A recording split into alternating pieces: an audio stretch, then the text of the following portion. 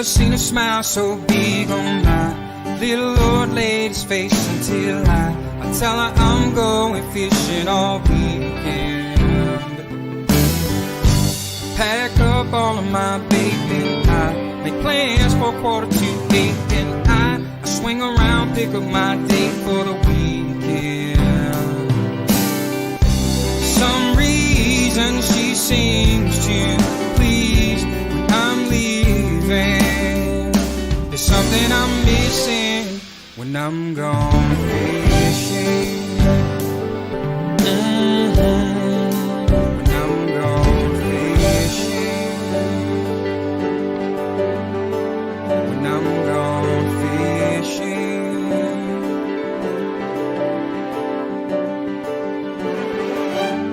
Yeah, baby. Yes, sir.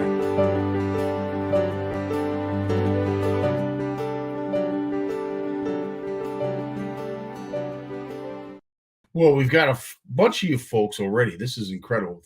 Thanks so much for joining us. And it is Family Day.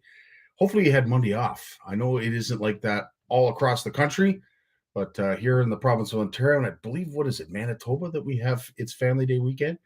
It seems to be staggered no matter where you go. But needless to say, if you are joining us and it is Family Day weekend, we really appreciate it because it's time away from the family. So on that note, we want to get to a lot of the announcements that we're going to be doing tonight, which will be a recap of the show. Obviously, some of the things that we saw, some of the things that we want to basically highlight and discuss. It was a good show. You know what? The booth was busy. We had a lot of fun. There was an awful lot of fun, but we'll get to that in a sec. And of course, we're even more excited because as we hit the ground running yet again, we're going to be heading eastward towards Ottawa. And we have Scott Sprague that's going to be on tonight with Big Jim to discuss that show and all the highlights that we can look forward to for that show. This is the first time OFC Nation, CFN, and OFC have been at this show. I know Steve Shaw and Don have been very busy putting together prize packs for the kids at the trout pond. I as well found a box that has a whole bunch of prizes in it included. And I know Big Jim and Tammy have been stuffing stuff together as well. So kids that are coming to that show and are going to be fishing at the trout pond or visiting the OFC Nation booth, by all means, you will not be disappointed and likely will not go away without something in a bag or such. Anyway, as I said, big highlights with what went on this past weekend, of course, at the Spring Fishing and Boat Show. And what a show it was. I can't thank everybody enough who came. It was an incredible event. A big shout out to the Pilatas who put on a great show each and every year. In regards to being the first show back, the first official Spring Fishing and Boat Show back since COVID, I think they did really, really well. It was a very cozy show, and there was one aisle in particular right by Pro J's. It was just jammed. There were some good deals to be had. I know some folks did buy quite a bit because we did see some bags, but I will say this, next year, one thing that I will probably advise anybody who's going to the show, bring one of your shopping bags with you. You know, those reusable, renewable bags? Bring those with you because that was the one thing that I will say that a lot of folks were looking for at the show. So next year, if you do go to this show, the Spring Fishing and Boat Show 2024, make sure to bring a renewable bag with you. I think it'll be very, very helpful because if it was one question we were asked over 100 times was, do you have any bags? Do you have any bags? No. So again, thanks to all who came. Big congrats to our good buddy Manny and his beloved sauce queen. And I haven't eaten, she showed up, of course, with homemade bread, some sauce. I haven't had any time to put this on the stove yet, but I will make sure that I do so. But the fact that he came by and was the first one to come by on the Saturday, won that prize that he's holding there right there. So big shout out to Manny and, of course, his beloved wife. We love seeing you guys there. And there was a lot of CFNers, OFCers, OFC Nationers that showed up. Big shout out to some Sergio and Jorge who always come by our booth and always seem to buy either a shirt, a hoodie, a hat. They support us in a big way. There's a few of you that do that, and we can't thank you enough for that kind of support. There is limited stock available for this upcoming Ottawa show. So please come by, because they're new designs, some really cool designs that Moose has come up with. So Eat, Sleep, and Fish, I believe, is one of them. It's really, really cool. So again, stop by the OFC Nation booth at the Ottawa show. There is stock still available, but it's limited. We got a good dent taken away from us at the Spring Fishing and Boat Show, and we're hoping once the Peterborough show comes along, there's nothing. No, I'm kidding. So big shout out to Sergio and Jorge Lima, of course Shannon, who helped out at the booth with Moose, and of course Jeff Richard, Steve and Don were a big help as well. We had Mike Consul, who showed up on the Sunday, Barry and Sally, who came. Well, I can't say they came all the way from Timmins anymore because they're down here in the Lakefield area, but they were out. Ron Coloresi was around, and a whole bunch more. So if I've missed you, I apologize, but it was really nice to see everyone. And of course, that's what these shows are, really. At the end of the day, when you're a fishing community, it's a hug, it's a reflection, it's getting caught up, it's just that. But again, please come by, and I'm looking for a huge contingent, especially from CFN, that are going to be showing up at this Ottawa show. I know the Bealers are going to be there, the Dunlops are going to be there, and a few others. So we look forward to this show. Really look forward to this show, because I think this is going to be an even bigger calling for our community. Now, when it comes to the giveaways, there's a really, really cool giveaways that we were doing, and one of which I want to show you right now. This was really, really cool. Great idea by Moose. Who are we here with? With Rod. Right on, Rod. Rod's going to spin the wheel because he purchased something from one of our partners. Okay. Let her rip. Rod glove. Well done. Nice. Hunter. Right on, Hunter. Okay, buddy. Grab a hold of that wheel and spin. Yeah, baby. Let's see what we're going to win. Free t-shirt. What are you going for? I win the free kiss. Who's going to kiss him? Are you sure? I've got a couple things that I'm going to give. Well, let's hope you don't get the free kiss. And if you do, maybe, high five. Can you take that? Yeah, baby. Yes, sir. So thankfully he didn't get the kiss, but I am not ashamed to say there was a couple dudes that I did pucker up for, that we had to give out prizes. It is what it is. But that wheel was very, very popular. And at one point, the line went almost to the wall. It went down the island, almost to the wall, out of sight, basically, from the booth. However, there was a 9-year-old girl, and she grabbed on with two hands. No, I'm kidding. It was a big guy. He didn't spin it all that hard, but she finally let go. So we are going to not get away from that because it's broken, because there's not enough time to fix it, but we are going to reinvent the idea. So if you do come by the show, and it was really cool because we were able to help some of our partners like Ugly Boys, like Pal Castings, North Shore, True North Baits, and Hope Outdoor Flavors, you name it. If you're a partner of CFN and you've helped us out in a big way by supporting our organization, we tried to help you out at the show. And anybody that came by and showed some of your product, we gave them a spin of the wheel. This will be more of a dartboard. It's going to be a Velcro idea with a ball. Moose is going to be printing up the logos that we're going to be able to use. But I am going to say this here right now. If you buy anything at the show, it could be a butter tart, it could be a bottle of water, pop. If it's a boat, you actually got to throw it over your shoulder and drag it over to the booth, because we won't believe you. We're just not going to believe you. So you got to drag it over to the, no, I'm kidding. But if you buy anything at the Ottawa show, please come by to the OFC Nation booth. You get a chance to throw the ball at the board, and hopefully a chance to win some even bigger prizes.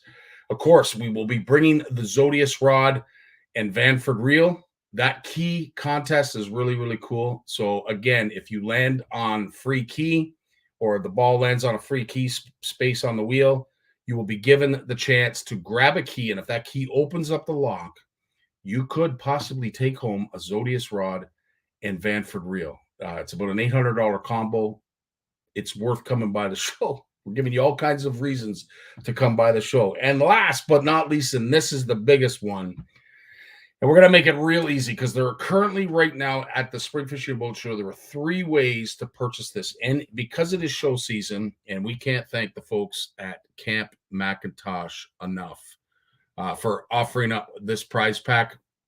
But if you come by, and of course, you the ball lands on the wheel, you get a key, or you simply come up and say, I want to do this, just like Don did. Just come to the booth and say, Going to Camp McIntosh. where are you going, Don? Camp McIntosh. Yeah, baby. Just come by the booth, say that, grab a brochure. You will have the chance to scan it in with your phone, which will take you to the OFC Nation website. You can also go right now to OFC, the Ontario Fishing Club Facebook page. There is a post there that Moose has made. You can like and share that post. That will also qualify you for the prize pack. Once you get to the OFC Nation website, you simply type in your name and, of course, your email address, and that will also qualify you. So there's 3 ways to qualify. And needless to say, these brochures, we were handing them out at the spring show. I think by the time we get to Peterborough, there won't be any left because we did give out quite a bit. Also, Tourney Tuesday, CFN Fish Off. As it is right now, I am so proud to say that Mike and the judges are scurrying right now, trying to justify, verify, and qualify all of your entries, which currently are now about to surpass the 3,000 mark point. In fact, I believe we are past 3,000. I don't know how far exactly, but we are past 3,000 entries. If we hit, because we only have 8 days left, if we hit the 4,000 entries, if we hit 4,000 entries, we will be giving away a symmetry combo to the 4,000th entry. Okay, so if you are the 4,000th entry to the Winter Fish Fest, you will win and take home a Shimano Symmetry combo. So again, can't say enough to all of our partners who are helping out in a big way when it comes to the Winter Fish Fest. It is absolutely, it's vital. Like, if we don't have these folks on board with us, we simply don't have anything. That's it that I have right now. Let me get to the comments and make sure that I haven't missed anything. How you doing, Mike? Jeremy's in the house. Richard, we will see you in Ottawa. Yes, sir. Yes, sir. Eve's here. Chris, how you doing? Bob Bissonette, very nice to see you as well, sir. Not very often we get a chance to cross paths, but Bob, it was awesome to see you on Saturday. Tony's in the house. Good evening, ladies and gents. Yes, awesome, Scotty. How was my wife's home? I have not got to it many, as I mentioned. I'm hoping to very, very shortly. Keith, we missed you. Apparently you were at the show. I did miss you. Joe Moore's in the house. Lloyd's here. Jeanette. Kevin Cervente, how you doing, buddy? Nice to see you, my friend. And got a bite, James Shembry. Well, listen, just before we bring up the big guy, the one and the only, he has been grinning ear to ear for, I'd say a couple days now anyway. A lot of folks found out at the show. Jim made an announcement. I had the honor of knowing a little bit sooner. And with him, I've been sharing in his joy and his excitement about this. This is really, really cool. And folks, this is a first. It's a very first for a Canadian to be inducted into the Bass Fishing Hall of Fame. Jim McLAUGHLIN has been inducted and will be inducted at the Bassmaster Classic in 2023, coming up in March. Big Jim is our first Canadian ever to be inducted into the Hall of Fame. And I will say on that note, as I'm sure you guys are all congratulating him, let's get ready for the big man. Jim McLaughlin's up next. Stay tuned.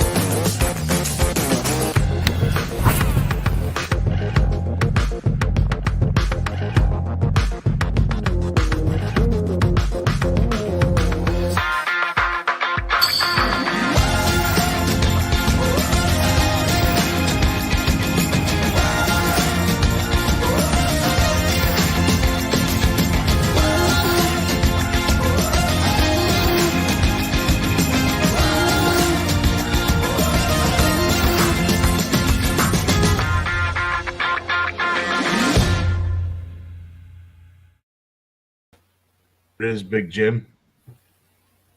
How you doing, my friend? I'm here, buddy. Buddy, look at that. Look at that sexy man. What a good-looking guy. Right? That's a long time ago. Well, how long? That would be back at the Niagara show. When they still did the Niagara show, when Andy had the Niagara show. Right on. That would have been back at that. Yep. Well, listen, Jim, and I really appreciate you representing the CFN colors, buddy. On behalf of all of us here at CFN and anybody who's watching, congratulations, buddy. Well deserved. Thanks, buddy. Means a lot. I just got totally blindsided. Like, Bob phoned me and he said to me, I got something here for you. I got to talk to you. And he said, I'm going to put you on the phone with a guy from down in the States here for a minute. And I thought to myself, what are they going to do? Are they going to ask me to do a commercial? Or I didn't know what, whatever, because that's what they did the last time. I did a commercial with them years ago, but whatever. And then all of a sudden, I hear the name John Mazurkowitz, and I know John, and he used to do a lot of stuff with Shimano. And he was semi-retired. Now he works for another company, but he's just a wonderful guy. He's just a great guy. And it didn't click at first. And then he came on and he said, Jim, I'm really, really happy to be able to do this. And that was when it clicked to me. I didn't know what it was, but I knew it was something. And, I look at it and I say, this means more to me than all the tournaments by far, because my wife sent me a note on Saturday at the show, and she said, this is really sinking into me now too. And she said, it's so cool. All this stuff that you did, and you weren't looking for anything in return. You just went and did it. There was days when I would get asked to go to kids events, and I'd go to 4 in one day. I'd pick the farthest one away. I'd leave at 5 o'clock in the morning, drive, be there for 8 when it started, do an hour or so, leave, go to the next one. I'd get home at like 10 o'clock at night, like I drive all over.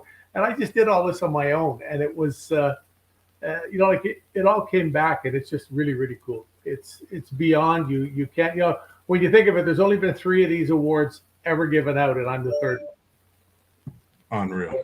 It's I think that beats being there just to be a fisherman. Like I'm in the Canadian Hall of Fame as an angler, and like a Lifetime Achievement Award type deal with the Rick Amsbury Award. And Rick was a guy that did a lot of stuff with kids, and I sort of carried on. And I'll tell you, when I get to stand on that stage at the Bassmaster Classic dinner and have like 5 minutes to say my piece, the last thing that I'll do is look up to the sky and thank Rick, because I don't know what made me carry on after him. He's the little book that you see, Take a Kid Fishing. Rick did that. That was one of the things. I have like 1,000 of them in the garage. I get them every year. I get boxes of them, just so I have them. They still print them, and it's just so. I really can't. You can't put it in words. Like I woke up in the hotel, I woke up here this morning, and I was facing the window, and I just got a big crap-eating grin on my face. It just, you know what I mean? It was like pouring caramel on a sundae and watching it just ooze down over it. It just made me feel, so good. And I would imagine it's going to be a long time before this goes away. I would imagine so too. Like a tournament, Jim, I have to say this. It was an absolute honor to be able to share it with you, and I was absolutely beside myself when I texted you and said, "Holy smokes! All of your following is going to be like over the moon." What's their reaction been? And you had said that you had shared it with me first, and you were the first person I thought. I didn't know who to talk. Tammy looked at me. I got off the phone, and she looked at me. She said, "Are you crying?" I said, "Of course I am." I had tears dripping down my face. And I came back in the office here, and I sat here. I made a jig. In fact, the one jig is still sitting here. I don't know. I made one jig for something to do, and it's still sitting there. And I'll use that one at the Ottawa show to talk about fluff. But it just, you don't know what to do. You really don't know what to do. You're sort of lost. I was coming home on Sunday night, and I'm driving down the 401, and all of a sudden we're back to the caramel sauce on the ice cream. It just, it was just It was Well, just, and you should soak it all in, Jim. As I said, at the end of the day, this is going to be your day. It's going to be your month. It's going to be your year. 2023 is going to be a hard one to beat. After this is handed to oh, you. this is there's really nothing Yeah, in fishing. This is like this I, is I used the word to Tammy for the first time ever that I somehow felt complete, and yet I wasn't looking for this. It wasn't something in my mind, and it just made me feel that way, you know. So Awesome. it's just really really cool. Well, as Richard Dunlop just said, all CFN is very, very proud I of you. appreciate that, guys. Not only are we proud of you, we are honored to have you as part of our community each and every Monday. And you come here and you talk about a whole bunch of stuff. You did talk a little bit about the show. Some of the highlights that you had at the show outside of course, it seemed like every time I came around to see you, somebody was giving you a hug or congratulating you. But outside of that, what were some of the takeaways that you saw at the show? Well, I spent most of my time at the front there, doing the emceeing, and we did all the Facebook Live things and that stuff, and interviewed the speakers, and I emceed some of them when Eric wasn't around because I was, as you guys all know, the mobility thing is come into question, and it's no fun. I'll tell you one thing: the day after I've already got, I think it's April 3rd or 2nd. I already have it in my book. I've got some people, medical people and whatever, and it will be addressed as far as it can be addressed. Good. Yeah. I've got a guy that, I've talked to Danny again. He used to be a soft tissue guy for the Detroit Pistons. Yeah. And, he worked with the chiropractor before, but now we got the neurologist in on it because of the spinal stuff. But I'm going to tooth and nail it. And they really thought that it was cool that I asked them, what could I do to fix it? Not what can you give me, or can you operate on me, or can you give me a needle or pills, or just tell me what to do and I'll go do it. I'm a big boy, you know what I mean? It's what it is. Yeah. Well, awesome. I'd love to be able to talk about it all day, but I know we got Scott Sprague in the lobby. Lawrence joined us as well, who I see, and of course Jason is awaiting. So again, quickly, some of the takeaways. It seemed like it was a great crowd on Saturday. I mean, all 3 days. Yeah, Saturday it filled right in, and I really saw it sitting right at the big tank at the main door. I watched, but one thing that really disappointed me was I noticed within an hour there was people going out. And why do you come to a show like that? You pay your money and you walk around in a circle and leave. It's interesting. You don't engage. You didn't go to any of the seminars. There were seminars at both ends. It wasn't me. I was giving out kisses and hugs, Jim. It couldn't have been me. God, get me a bucket. No, it was just I like when I go to a show, and I used to, and I've written things about this in articles about being prepared to go for what you want to do, what you want to see. Look at the schedule. You look at it and say, okay, so this person's going to talk. Oh, I need to learn more about that. So take the time, schedule yourself, and go see it when you go to the show. Mm-hmm. It's I know a couple of other guys too that I told them, I said, always bring some cash with you when you go to the show, because it never fails. The bank machine's empty, or your credit card doesn't work, or Visa goes down, or whatever, for something you wanted to get. And there's just a lot of things. You really have to plan your day at the show. You just don't walk in, buy an ice cream cone, walk around the circle and leave, because that's it. It's just now I understand there's people that came in. You saw guys 20 minutes after the show opened going out the door with like 6 rods in their hand. Yep. So they came to a certain store to buy those rods to get the deal. They 100%. probably got the work truck outside, Yeah. And 100%. that type of stuff I understand. But I've always done that. But I think this week, I think Ottawa is going to be really good. I've had a lot of contact about it, a lot of messages and people asking me. I must have sent that seminar schedule to, I bet you 30 people or more today. Nice. Asking me about it. So yeah. Well, I know Steve and Don have been putting together packages for the trout pond for the kids. As I said, There's no trout here. Is it a casting pond then? It's just a casting pond. That's a casting pond. Okay, I know you said pond. I wasn't sure if there was going to be trout in it or not, but I'm glad you cleared that up. Yeah. But needless to say, of course, there are going to be lots of kids at this show, and they will likely go home with something Oh, depending every on, kid gets something. there I've you go. got boxes of small stuff. Every kid gets something. Right on. And Well, we discovered something new too. Tammy scrounged on Amazon, found some pretty inexpensive stuff. so it's something that we're going to be looking into, I think, too, Jim, when it comes to shows, to make sure that we have an abundance of it. But yeah, Amazon's got these skids that you can bid on, and I think we Oh, might this wasn't the skids. This is just stuff. oh, good We got stuff. some really, really cool little things for the kids. Yeah. Right on. Well, without further ado, let's talk about, now that we've rehashed everything that went on at the fishing show, and we'll get to it, of course, with Jay BARNUCZ as well. But let's bring in Scott Sprague, who, of course, is, well, let's have him introduce himself, because I don't want to screw anything else up tonight. Welcome to the show, Scott. Thanks, gang. Thanks, Scotty. Good to have you. Great name, by the way. Yes, absolutely. Oh, geez, here we go. Oh, Downhill from here. now, Scott, where are you part of the directors that put this show together, or where are you a part of the hierarchy of this show? Sure. So I work for a company, a trade show company called Master Promotions, and we do consumer and trade shows across Canada, including the Ottawa Boat and Outdoor Show. So I'm the show manager for this event.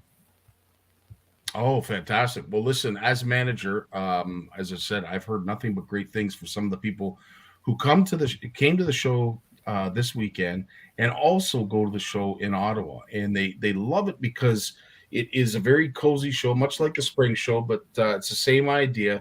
A lot of the locals, it's a great outdoor area. A lot of folks are hunting, a lot of folks are fishing out that way. There's going to be stuff to do for the kids. But at the end of the day, some of the highlights, some of the things that you're really proud of that you want folks to make sure that they pay attention and see. Absolutely. Well, obviously, we're happy to be back in the Ottawa market for the event. I mean, it's been obviously the same as Andy. It's been since 2020 we've been able to do a live event. So it's great to be back. This event, Ottawa event, is something that we acquired back in, I'm going to say 2016. So we were able to do, I think, 4 editions of the event prior to pandemic. Certainly the show, and Jim can attest to this, Ottawa show it has always been primarily a boat show. Although when you look back to its roots, way before we arrived on the scene, if you ask anyone who's been part of that event for a lot of years, when it was down at Lansdowne, it was had a huge component of sportsmen, and obviously angling as well. So, as the new owners of the event and new to the market initially, kind of let the show go where it wanted to go and be where it wanted to be till we could identify what the components were that we can need to change or add and inject. And so we always had a smattering of angling in the show. Not a ton. We'd bring in Andy's tank. Jim would do a sim stage for us. So we had a titch of angling. Obviously, Lawrence was always there with us.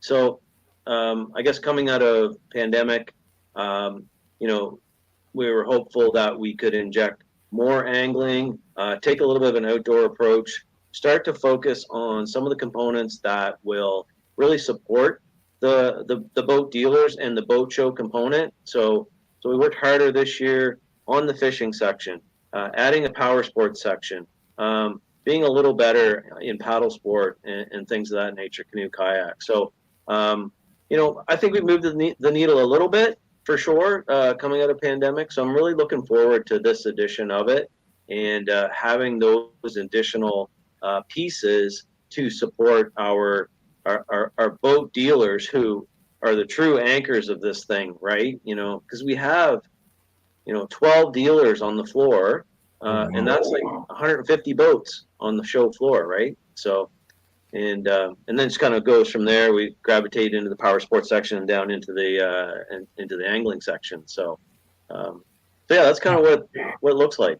Now, Steve has shared the link to find out more if you folks are going to the show or want to know more a little bit about the background, the history. Jim, as one that has been there, well, you've been there probably longer than all of us. 35, 40 years. Yeah. So, what are some of the highlights about the Ottawa show that you enjoy? Well, I think I gotta tell you a quick story about the first time I ever did a seminar at a sports show, and Tom Brook, who was the retired vice president from Shimano, literally had to take a cattle prod for me to go out on the stage. I was so shy, and I went out and killed it because I was just pent up with like everything inside me that I wanted to teach people about fishing. I had learned how to catch fish big time, and I just wanted to tell the world. I wasn't one of those guys that ran around with the secret lure, whatever, and that kind of stuff. There are no secrets. But I think what's going to be really good this year, and it's going to be different. Like we've got the pond back again, which is always fun. And I always joke, one of my favorite things is the adult end of the pond, and you get the guys there, and they don't want to cast, and the girlfriends want to cast, and then the girls beat them. I love that. I live for that. Like I'd go to the show for free if I could watch every woman win. You didn't hear that, Scott. it's just so cool to watch that, and the looks on the little kids' faces when they get something, especially they don't realize if they won half. A lot of them are like 4 or 5 years old. Their parents, but we've got girls there to help them, and a lot of volunteers in that. This year we got John Anderson and Lisa Goodyear there from Ottawa River Muskie Factory, and they've got the Muskies Canada booth. They're going to be helping out with the booth, the pond, some presentations too. As always, as Scott mentioned, we got Lawrence there. David Chong's going to be there with everything you wanted to know about fishing. We've got a major retailer there, High Falls, is with us for the year. And I mean, how big of a spot do they have, Scott? It's pretty big, is it not? Yeah, it's a good sized store. It's 20 by 50, so 1,000 square footer. So that's pretty substantial. He'll be able to pack it in. It's good to see Ben come down. This truly is our first serious store on the show floor at Ottawa. So I think it'll be great. Kind of like you guys mentioned for Andy's show, probably bringing a reusable bag is probably a good idea. Hard to lug this stuff out in an arm load. So yeah, no, great addition to the show for sure. Yep. Now, Scott, I have to ask you too. We also had the privilege of where our booth was positioned, that there was actually some professional smoke ovens, whether they were pizza, whether they had they were smokers, and you could smell the brisket. You could smell like stuff that had been cooking in it. Are there going to be any of those kind of displays and exhibits as well? I'm starting to drool. Yeah, Scotty gained 14 pounds on the weekends. What he's trying to say. So far I've heard that I got to go quickly before Thursday. I have to find trout for the pond. The trout, and I need to find someone to smoke us a brisket. There you go. No big deal. But we try to set the bar a little high, Scott. I apologize for that. Yeah. Just give me a little warning, fellas. As long as the pepperoni guy's there, it's all good. Yes. Dougal will be there. Carmichael's Meats will be there, of course. The pond, CFN, the whole angling section actually is very near the concession area and the concession seating area. So there's a few sub vendors there as well. So. I didn't see brisket on the list. I do apologize. But it'd be a great area for people to mingle and gather and sit, have a bite, take a load off, listen to the seminars and whatnot. So it's kind of strategically positioned that way. Jim, you had something you wanted to say too? We also got the guys from Goldwing Auto Care there. And, those guys are huge supporters of tournament fishing in the Ottawa area. Plus they fish tournaments themselves. And, the number of guys that fish tournaments that end up, being serviced by them, whether it be wiring, they do all like they can do anything for you. I know they deal with a lot of high-end cars. I see them doing tinting on cars when I go by, and they're doing tinting. And how much is that car worth? 180 grand, stuff like that. They'll often have several of them there, but there are a couple of guys there, and they'll have some extra guys with them, and they know a lot about tires and things for your towing. I see them talking to so many guys about having the proper tires, and talk about air pressure, and they talk about dual axles and tires. In fact, it's something maybe I should look at doing, is getting to do a seminar on it one year about what you should have when you're, trailering a boat. Because I fly the 401 a lot, and the number of boats I see, and not just all rickety old rusted out boats from the cottage. I see a lot of, $100,000 boats with broken down axles and stuff like that. And you just know that's because there's been no maintenance, or the air's not right in the tires that they spent $400 a piece for on the trailer, that kind of stuff. It's you really got to have a look at it. But yeah, no, it's just the whole thing is just growing, and I think it's just going to be it's going to be great. That's awesome, Scott. Now I'm assuming you have some loyal outfitters and camps that also have been steadfast at your show that come every year. And whether they sell an outing or not, they're just happy to be a part of it. Are there any notables that you'd like to mention? I can think Rob Argue is there with the new outdoors. And Rob's actually going to be on our stage. He's a first-time exhibitor as well, so another new component. Top of mind, outfitters aren't coming to mind, but another wholesaler that we have at the show for the first time is Zale Outdoors as well. They have a 20 by 20 spot right beside Ben and with the tackle depot. So that's more additional content there. So yeah, it's taken a better form this year. I'd say another step forward. I think the key to this area is truly the personalities that are there as much as anything, right? And Jim can attest to that. What I see is a lot of just hanging out with the community, that fishing community from the Ottawa area, to be able to get together once a year and just chat it out. It's like bench racing for anglers, right? So 100%. Pretty neat deal. So, and listen, I want to make a point about you talked about the trailer maintenance seminar. Yep.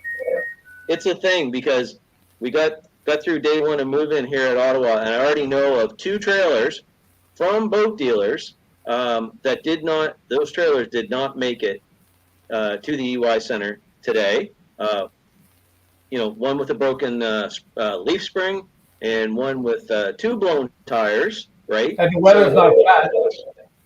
Listen, it can happen. So it can happen even to the pros, right? So maintenance is key, and some of these boats are not cheap, as you guys know, right? So it's truly something to think about. You had mentioned at least one big outfitter that will have a lot of stuff that will be available to folks that come to the show. Any electronic dealers that you're aware of? You'll find some electronics within the boat dealers' displays themselves. Traditionally, is where we'll have that. Whether they have a small Garmin display or whatever that might be. They generally try to support. Some of the dealers will take the initiative to support that within their space. Yeah, and I'm sure Ben will have something. Absolutely. Yeah. For sure. Yeah, because he's big into electronics, so he moves a lot of it. Well, that definitely is what helps, and of course for folks who are not sure of the dates, times, and maybe the address, the UI Center is not maybe something that you're familiar with. It is at 4899 Uplands Drive in Ottawa. Of course, the show is Thursday, Friday, Saturday, and Sunday, the 23rd, 4th, 5th, and 6th. There are your times there, 10 a.m. to 8 p.m. on the Thursday. The same again on Friday. Little earlier of an ending on Saturday. And, of course, the wrap-up day will be Sunday. But 4 solid days if you want to get down and shake the hand of a newly inducted bass angler. He'll be there. I'm not sure if he'll have the CFN. I'm warming it up. Of course, Scott will be there. This place, it's out at the airport, Scotty. It's right beside the airport. Literally, you turn left to go into the EY Center, or you turn right to go to the airport if you're coming out of town. Now, hopefully that answers anybody's questions that are looking to go. Even I found it first time. There you go. Well, Scott, usually we set aside at least a good 40 minutes for each segment.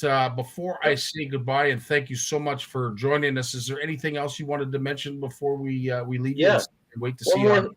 One more thing to our visitors here this year, and it's a little bit of a welcome back after the pandemic, is Ottawa Boat and Outdoor Show does now have free parking. We did not have free parking in our first 4 events. We now have that negotiated with our event. So come on out. the gates will be up. It'll be free parking all weekend. And the other thing that we've added is your admission is good for the whole weekend. So pay once at the gate. If you want to come back any one of the other 3 days, just simply get stamped on the way out, and it's free re-entry. So there you go. Wow. You don't hear that very often. That's awesome, Scott. That's I've fantastic. never heard that before. No, I can't say I have. And for some of our CFN, Well, I'm coming back all 4 days then. Well, You're coming back for sure, Jim. I'll be all covered in ink stamps. We're in for it. oh, geez, Reject. what a weekend it's going to be. Well, listen, Scott, thanks so much for joining us. As you did, explain a lot of what the show is going to look like for us. For some of us, like myself, who have never been, we're eager to go. And as I said, we are going to be a great addition, and we will keep all of your guests very, very active and happy. So we look forward to all of that. What's that, Jim? Not be late getting there if it's snowing. No, definitely we will. Steve and I are going to be leaving early on Wednesday to get set up. We haven't got much to set up at the booth. We're obviously going to help out with the casting pond. Anything else, Scott, that you need help with, we will be there on Wednesday. Not 100% sure what time we'll arrive, but whatever is left to do, put us to work. We'll be there to give you a hand. Awesome, gang. Thanks. Right on. I'll see All you right, in the morning, Scott. Scott. Absolutely. Thanks for Jim, the as always, buddy, thanks so much for joining us every Monday. And again, a big shout out. Congratulations. And if you don't know, now you know. This gentleman right here, the one and only Big Jim McLAUGHLIN, is an inductee to the Bass Fishing Hall of Fame 2023, which is upcoming in March. And we're looking forward to being a part of that and seeing that firsthand. So again, Jim, I just want to go to that building that they have at the Bass Pro Shops down there. That in the big pyramid where Bass Pro Shops is. I want to walk in someday if I ever get to go back and see the thing on the wall. I think that's pretty cool. no. Congratulations. Thanks again, you two. We'll see you. Stay safe, and we will see you this weekend. Sounds good. Loving it, buddy. Thank you. Right on. Lord Scott, they're up next, right after this. When it comes to Canadian food, we've got your back with flavors like lemon pepper, beer batter, campfire barbecue, lemon pepper dill, garlic butter and chives, and crispy Cajun. We've got a mix for every meal. Whether you're serving East Coast shrimp, West Coast salmon, succulent walleye, chicken wings, or veggies, we've got you covered. Coat your food in outdoor flavors. Available online or at these fine retailers. Lawrence Gunther in the house. How you doing, buddy? Good, buddy. We got you last minute. Just got in by this here. Right on, buddy. I really appreciate you. Oh man, it's a day. did. Yeah, it's a day. Like we were trying to get we had a deadline to meet today to get a grant submission in. Okay. And then I'm just trying to get the newsletter because that's a day behind because of the grant submission we were working on. And then we were, I was at the spring fishing and boat show, but I thought we could talk a bit about that early morning Friday meeting of the Canadian Sport Fishing Industry Association, and then the Hall of Fame awards, and just touch on a little bit of that conversation that took place during the AGM of the Sport Fishing Industry Association. I'm not sure if you caught that, but there were some pretty interesting conversations that were taking place there, my friend. I'm glad that you were there, and I had no idea you were actually at the show. At some point, somebody did mention to me that they saw you, and I had no idea you were going. But tell us a little bit about that conversation, because I was interested in it. Unfortunately, with the booth, we couldn't get a chance to go lend an ear. Yeah, and I never had a chance to do the whole show. I think we did about 60% of it, and then we had to get going to get to Peterborough for 4:00, and the roads were messed up. I mean, we Scotty, we drove home from the International Center in Mississauga all the way back to Ottawa on Highway 7. We never went close to the 401, just Highway 7 the whole way. Probably a safe bet, but yeah, it takes a little bit of time. You just expose that. That was a good long day, but it was still worth it getting there. Quick run through the show, and but the main thing, we were there to cover the Hall of Fame awards, and the Sport Fishing Industry Association. But first of all, I just want a big shout out to Patrick Welsh. He is the executive editor of the Canadian Outdoor Canada magazine, and he got inducted. And I'm thinking, there's a guy, like, with so many magazines that have floundered in the last 10 years because of the internet, right?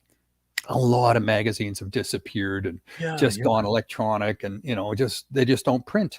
And for Outdoor Canada magazine to maintain their flagship sort of position in Canada is remarkable, and that's up to the team. That's up to the team. Bob Sexton, the fishing editor, Scott, the guy that does the fly fishing and kayak stuff and all the social media stuff, and Patrick, the chief executive editor of the magazine itself. These guys work hard, and they've had their backs against the wall to keep this alive. I mean, they've gone through a few different owners, but it's going. It's still going, and thanks to all of us buying subscriptions. Anyways, I owe those guys a lot. They really have been supporting Bluefish Radio. Every 2 weeks they release a Bluefish Radio episode through their social media on their website. They push that out with a beautiful write-up about the episode and everything, and that's fantastic. My guests always love to see that, because it always happens about 6 months after I release the episode, then they'll release it again. But these interviews are timeless, right? These issues don't go away, and the knowledge that the guests share is still relevant. It's always still relevant. So it's great to have them and to be able to write articles for them. But so many great people, I'm lucky just to have a chance to throw an article in there once or twice a year, but there's a lot of people that would love to have that opportunity, and I realize how fortunate I am to be in that magazine, and so it's great to see Patrick get that recognition for sure. Well, Lawrence, I will, not to cut you off, but I will say I would have loved for you to come by the booth to let me know. It is what it is. I'm just kidding. But I know. Patrick had come by the booth, and I didn't realize who had received the Amesbury Award this year. So I had a chance to talk to him, shook his hand, said hello. I didn't congratulate him because I didn't know who won. So Patrick, if you're listening, I'm sorry, buddy. I was looking for you, and I was saying to my buddy Lisa, I was there with Lisa Goodyear. She's a longtime volunteer with Bluefish Canada, and she's a Otto River muskie guide. Lisa. She's been on the show. She wasn't there as well. Yeah, she was there with me. We went down together on the train, and we came back in the new Bluefish Canada truck. So we picked that up. That was another thing we had to organize. That thing was going on too, picking up the truck in the parking lot there, taking delivery of that. So it was a pretty busy day. But yeah, and I was saying that Lisa, where's CFN, where's Scotty? And she goes, I don't know. And anyways, at some point we just had to pull the pin and go. It was just. It was, it was, and so, you know what, Lawrence, I can appreciate the fact that you didn't see me and the effort that I take to make sure that everyone sees me. I mean, this didn't happen overnight. There was a lot of hard work involved in this. I enjoyed every minute of it, I might add. But yes, Lisa, I'm going to have to, we're going to have words. No, I'm kidding. I'm blaming it on Lisa. I'm throwing it on Lisa's shoulders. No, it's all good. I love Lisa. I couldn't say a bad thing about Lisa if I tried. One question Steve Morietti is asking, of course, are they affiliated with Ontario Outdoor Canada? And the answer, everyone makes that mistake. And even Lisa said it. I shouldn't say this, but when I was introducing her to Patrick, she goes, "Oh, and I just want to thank you guys for putting me on in the magazine the last year. I really appreciate that." And they go, that wasn't us, Lisa. And she goes, "What?" I said, "No, Lisa. That was Ontario Outdoors magazine. Totally different fish." Yeah, it happens. It happens. And I said, and she felt bad. I said, "You know what? No, don't feel bad, because it just shows that you're not really just out there looking to get your face in magazines, because it's not that important to you. You're more about catching fish and muskie and getting your clients on muskie. That's what counts. So the fact that you don't give a crap which magazine puts your picture in, it doesn't matter." But I'll tell you, I learned this a long time ago, because I had a good relationship with Ontario Outdoors for a number of years. And then I started writing for Outdoor Canada magazine, and that slammed the door on Ontario Outdoors. And it turns out that there's a little rivalry going on between those two magazines, but it's mostly one-sided. Like, right, if you write for Outdoor Canada, you're dead to Ontario Outdoors. Well, I'm sure that wasn't known to the public, but now that they do, thanks, Lawrence, for exposing that little rift. Oh yeah. That's take that there, Ontario Outdoors, and that's owned by the Ontario Federation of Anglers and Hunters, right? Yes. They own that magazine, so it's a little odd that this rivalry still goes on, and I don't know if it still goes on, but it And, has been and going on. even for if years. it does, let's do a little bit of damage control and say, listen, both Ontario Federation of Anglers and Hunters and Outdoor Canada do some fantastic work. For sure. And whether it's in parallel, maybe it's it has nothing to do with one or the other. Maybe there was a rift back in the day. At the end of the day, you folks bring a lot of information to us, and we really appreciate it, especially some of the stunning photography. Oh yeah, we as amateurs just can't capture. So I really appreciate the pictures. I'm a picture guy. And you know what I think? I think the fact that there's a little healthy competition between the two magazines, nothing wrong with that, right? Keeps everyone on their toes, you know, and they recognize, hey, you know, we got to outdo those guys. And they're, you know, it's good. Little competition is good. Keeps everyone, you know, working on that bit little harder. So now while we're putting our foots in our mouth, poor Scott Sprague is running around trying to find someone that's going to smoke some brisket. And if there's any ponds that have trout available, because the casting pond I completely got wrong, but just and I'm a gent who's never been to this show. So for someone who has, Lawrence, what are some of the things that you really like about the Ottawa show? Well, I love boats. So I love that show, but I've been going to that show for 25 years. I moved to Ottawa in 1991.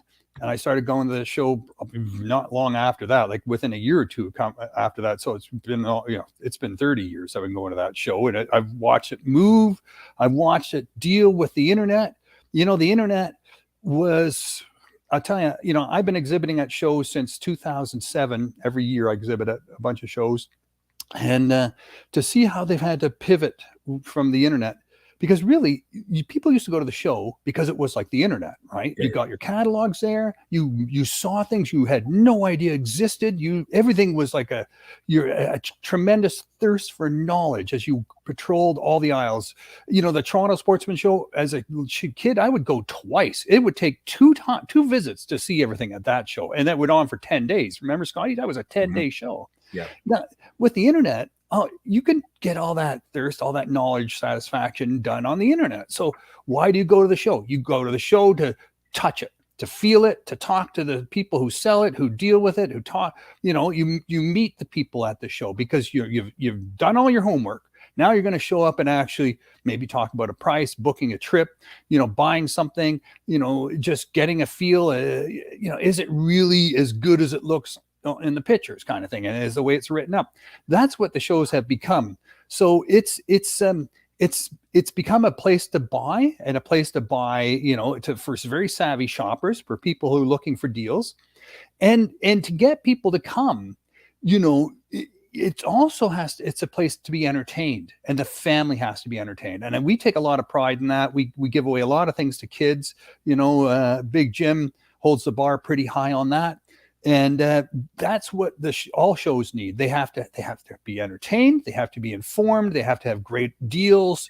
And the Ottawa Boat and Outdoor Show has that. You know, before the current owners took it over, it became a boat show. They lost the word sportsman. It used to be the Ottawa Boat and Sportsman Show, but you know, things faded out, and it just became mainly boats. And some of the visitors actually complained and said, hey, I came here for the sportsman side of this show, and there's no sportsman here. It's just boats. I want my money back. So the previous owners of that show had to drop the word sportsman from the title. And it just became the Ottawa Boat Show for a couple of years. And now it's under new owners the last, you know, just before COVID and through COVID, and with some virtual, and now it's live again. And they are bringing it back. They're bringing fishing back. They're bringing all the paddle sports back, and they're bringing all the overland stuff. You know, the side by sides and the ATVs. So there's a lot of cool toys there for the outdoor people, for sure. So, buddy, you have completely redeemed yourself from exposing the rift that whether there is or not, but that controversy now has got aflame. But regardless, you completely redeemed yourself in regards to how folks now approach shows. You said it eloquently, because it really was back in the day for us older folk. You go to the Toronto Sportsman Show for the simple reason that it was, as you said, a 10-day show. Anything that you couldn't get, whether it be at Outdoor Canada or the Ontario Outdoors magazine, Just Fishing, or at that point, at that time, which was really big, was In Fisherman.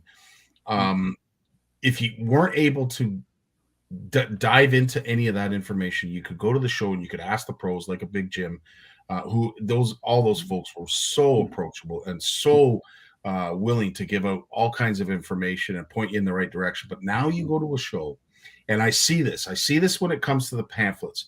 The older generation is still grabbing pamphlets off the tables.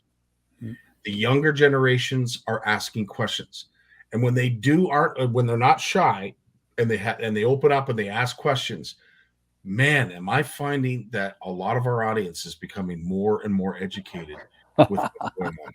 Yeah.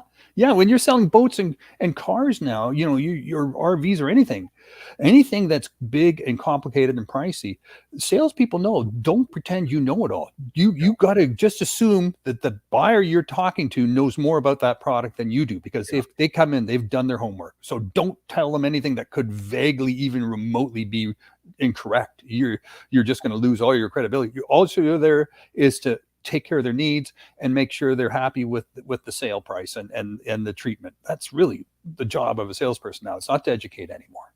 100%.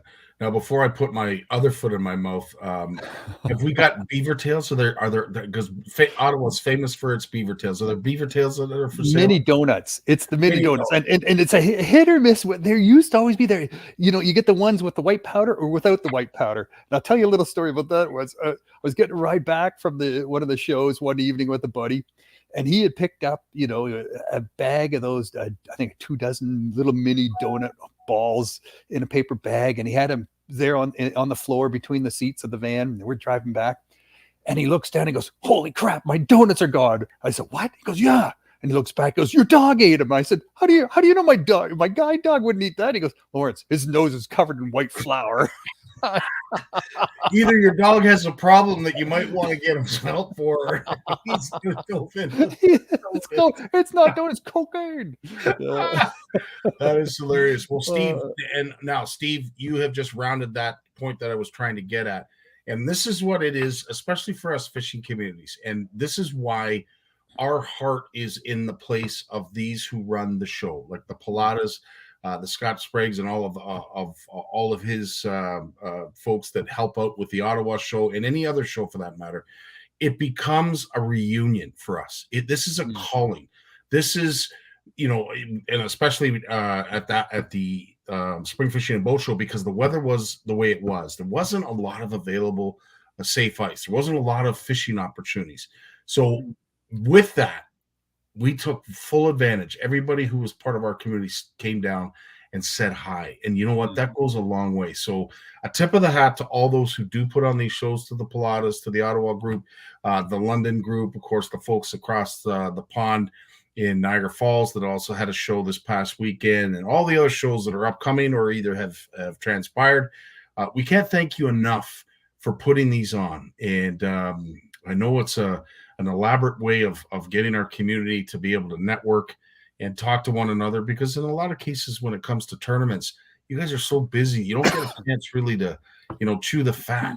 You got to get your boat on the trailer, you got to get out. So there's absolutely no rush. You get a chance to go to the booth, chew some fat, get caught up on whatever's going on in their lives, and away you go. Now, Lawrence, are you all right? Sorry, man. No worries, dude. I just want to make sure you're okay. Yeah, I'm okay. So having said that, with, of course, the show coming up and some of the things that you're always looking forward to, are there any bullet points, any notes or interest that you had a chance to gather for us? Or were you strictly getting ready for the show? We're putting on a show. We have some electronic, interactive. We have some sorry. Let her rip, dude. Let her rip. Happened? Oh, here we go. We have some draws. We have lots of interactive stuff. But I find now though, that it's better if we put everything on the out there for people to look and explore. Some live video playing, a very welcoming space, and let just people look and at their own speed. We're not there to sell anything. We're a charity. You want to learn about us? Come and learn about us. Come learn about what we're doing. Come take away some of our free giveaways. Help yourself. Don't make a mess. Just help yourself and learn and appreciate the work we're doing. And if you want to follow up with us with an email, with get to know us, because people, when they make a donation, we want them to make a donation and be a donor for a long period of time. Not just, here's a toonie and they run away because you got a donation box on the table. I found that was the whole donation box and everything was a little, I don't know, it was a little tough. So now we just really want people to have an experience they can do at their own time. No pressure. It's there. It's all there. If they don't know about Bluefish Canada, they can get to know us. If they have questions for me, they'll come and ask questions. Mm-hmm. And I think that's the approach we're taking. We're really low pressure. So it's there for you to explore. We got some beautiful boats to show, a beautiful bass boat and a beautiful multi-species boat that are both from Ranger. I've been with Ranger now for 13 years. And so it's beautiful. It's nice to have their top quality fishing boats there for you to drool over. Man, these boats are not getting cheap, I'll tell you. With the inflation in the United States and the drop in the Canadian dollar, these boats are, they're getting more and more expensive. It's okay, absolutely. Just don't say what the prices are. We want them to come to the show. Okay. Hey, do we still have a minute? Do you want me to tell you a little bit about that talk from the Sports Industry Association? Absolutely. Okay. Let's get into that. Okay. So Phil Morlock, he was the an employee of Shimano Canada for a long time. He's ex-military, ex-police. He's now the government liaison person for the Sport Fishing Industry Association in Canada, and he does a lot of work in the United States. So he was up on the podium a lot talking about all these marine protection areas that are being considered and talked about around Canada, and what that means for public access for hunting and fishing. So there's marine protection areas for the oceans. The government has made a commitment to cover 30% of our oceans, the territory. So if you think about, a 200-mile limit off the coast of Canada, that's about 280 kilometers out from Canada. That 71% of our legal territory is ocean. And we have the longest coastline of the world. So 71% of our territory is made up of those three oceans, the Pacific, Arctic, and Atlantic. And we're going to cover 30% of our territory out there with marine protection areas of one sort or another. Falls committed to cover 30% of our terrestrial area. So that's our land, our rivers, and our lakes by the year 2030. This has got Phil Morlock and other people really concerned. Like, what does that mean? And who's talking about this, and where, who's doing the stakeholder consultations? So Parks Canada does things on freshwater and coastal stuff. DFO does the marine land, and plus, a little bit on the Great Lakes. So, and then the Indigenous are also very involved with this now too, with the Indigenous conserved and protected areas. And you see more and more governments saying, well, look, instead of us trying to sort this out, let's, as a part of reconciliation, let's turn it over to the Indigenous communities, the First Nation communities and Inuit and Métis, and let them run with it. They get their land back, they get control over it, they get to manage it, and even get some governance. So these are key words, right? So it's not that they just get to hunt and fish on their land whenever they feel like it, and roam around on the land whenever they feel like it. They also have now resource rights to the land, what happens on the land, what goes over the land, who gets to come onto the land. They get to manage that, and then they get to make decisions, about conservation, about, access, and that gets into governance issues. So these are the types of issues that were being discussed. Then we had two members of parliament. One is the shadow cabinet minister for the Conservative Party, who is fish and hunting. Another one on the West Coast who's very much involved with marine protection areas. So they talked a lot about their concerns and what they're hearing, and working politically in Ottawa to try to get hunting and fishing respected and understood, and a voice in all of this, because things are moving faster and faster and faster. I mentioned I was at that Impact 5 conference. That was a super expensive conference, over 1,000 people there, over 7 days in Vancouver 2 weeks ago. I was there for a day talking to people, and you'll see the Bluefish News tomorrow. You'll see some of the little interviews I did with some of the exhibitors and such, and a little write-up on that of my experience at that show. But there was no representation at this very important show where there was hundreds of of government officials, hundreds of government officials, many Indigenous communities and Indigenous representatives, scientists, and lots of environmental activists, right? But no one there representing fishing and hunting. And this is important because what happens on these oceans and what are they going to potentially stop from happening could be fishing. What, same thing on the land, right? They were worried about biodiversity, protecting, conserving, and all of that. So all this to say, the call has gone out for people to start to say, hey, we want a voice. First Nations people do not want government negotiating on their behalf and being left outside the meeting room, no seat at the table. We hear this all the time in the media, right? Mm-hmm. First, fishers, anglers, and hunters also want that. We also don't want the government to be negotiating on our behalf without consulting with us, without talking to us about what that includes. We want to know that our views, our thoughts, our concerns, economic concerns, our social concerns, our future, our property, our investment, our lifestyle, all of these things are taken into consideration when these decisions are being considered and set in stone in terms of protection and conservation.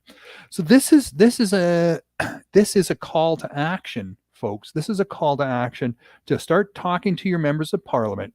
Start talking, whether you want to make it, political or not. It's up to you. Working with the departmental people, the ministry people, whatever way you want to do it.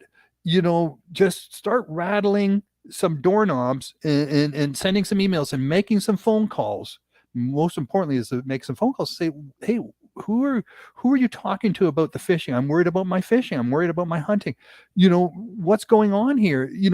Who do we have a voice at these tables? Are we being represented at these tables when these decisions are being talked about? Let's raise this, because Phil pointed out that in the United States, you have 80 very powerful associations of fishing and hunting organizations that politicians very much respect. And when they're making decisions like this, those organizations are well consulted and regarded. In Canada, we have 6 million licensed anglers. We have another 1.5 licensed hunters. They point out that if all these hunters and fishers voted en masse, we would decide the result of any political election nationally. If we decided to vote in one direction, all of us, we would definitely decide the outcome of a vote. So we just in sheer numbers, we have a lot of potential power, but we don't have a voice. We don't, these organizations that we have in Canada just aren't sitting at these tables and haven't been in a while. So we need to turn that around. Have I said enough on that? Yeah. Yeah, I 100% agree. And it's it used to be you used to get notices to stakeholder meetings, and I don't see that as often. What I see are open discussions, which is, someone might argue might be better, but then it might not necessarily gear towards the actual stakeholder within the area. If you have like a general meeting, it doesn't necessarily invite the right kind of people at these meetings. Mm-hmm. Some might argue otherwise. But at the end of the day, when we used to have some of those brainstorming workshops that they would put on, and they get all the stewards within that area, within that region together to hammer out some ideas, some suggestions, maybe some changes that are upcoming. That to me is the best way. But if we simply allow our elected officials to make all our decisions, well, we understand how that works. So no one does that in democracies. No one. That doesn't work. That's not how democracies function, right? It made a function like that before we had radio and television, and where we would elect someone, they would go away on a steam engine or a horse and trailer to Ottawa, and we'd see them 4 years later when the next election was, and they tell us how they did, or we'd read about it in the paper 6 weeks after it happened. But that's not the way it is anymore. We can hold these people to account in real time, right? We see what's happening as it's happening now. And we are more involved. We're saying, well, there's no excuse. There's no excuse not to engage us. You just engage us, man. It's so easy to do, right? 100%. Now, George brings up a great stat that I wasn't aware of. And this is what George is always great at. Over 90% of Canadians over the age of 16 do not participate in hunting and fishing. Mm. That's upsetting.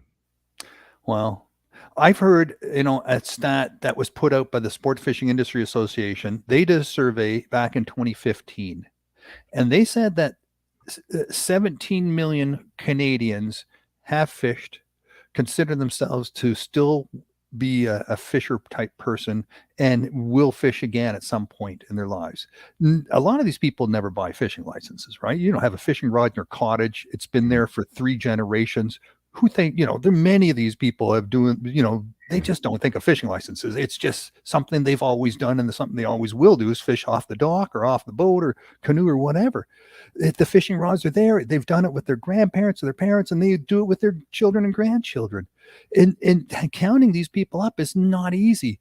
We know there's 6 million licensed anglers, but what about all the ones under 18 that don't need licenses, or the ones over 65 provinces that don't need licenses? We don't know those numbers. We don't know. No, 100%. That is true. And of course, OFAH, as Marcus said, is actively looking out for the interest in hunting and fishing, and they do. I know their biggest concern is, much like ours, is the next gen of anglers and hunters that are coming up, or perhaps in George's case, are not coming up through the ranks.